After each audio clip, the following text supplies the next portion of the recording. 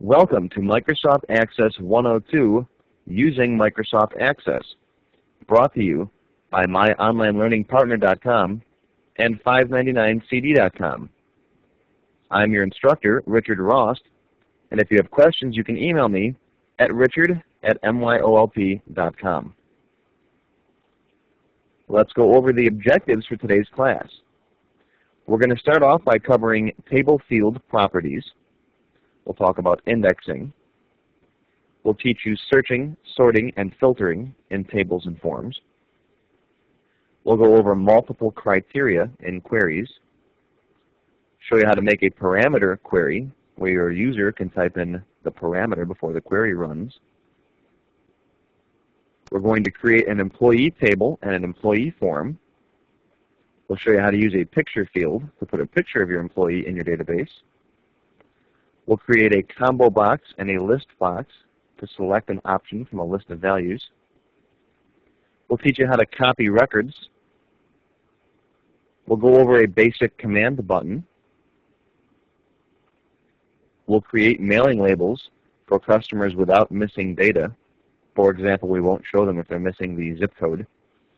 We'll also generate a list of customers with missing data so the secretary can call them all.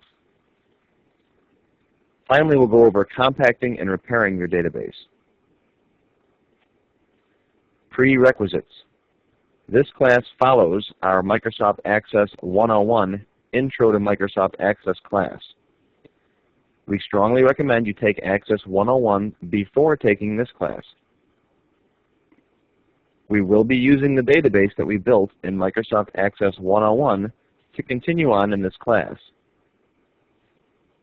A copy of that database should be included with this lesson. We'll show you how to get to it in just a few minutes. In this class, we'll be using Microsoft Access XP, the 2002 version, and Windows XP. However, this lesson is valid for every version of Microsoft Access and any version of Windows. While you're watching this course, we recommend you sit back, relax, and watch the entire course the first time through.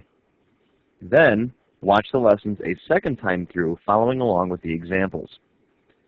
Don't try to apply what you learn immediately. Don't try to take what you're learning in this class and immediately build your own database. Go through, follow along with me, try the examples that I give you, and then when you're done with the course, then apply it to what you're doing with your database. Learn if you can take a step back from what you're working on and look at the database from a different perspective.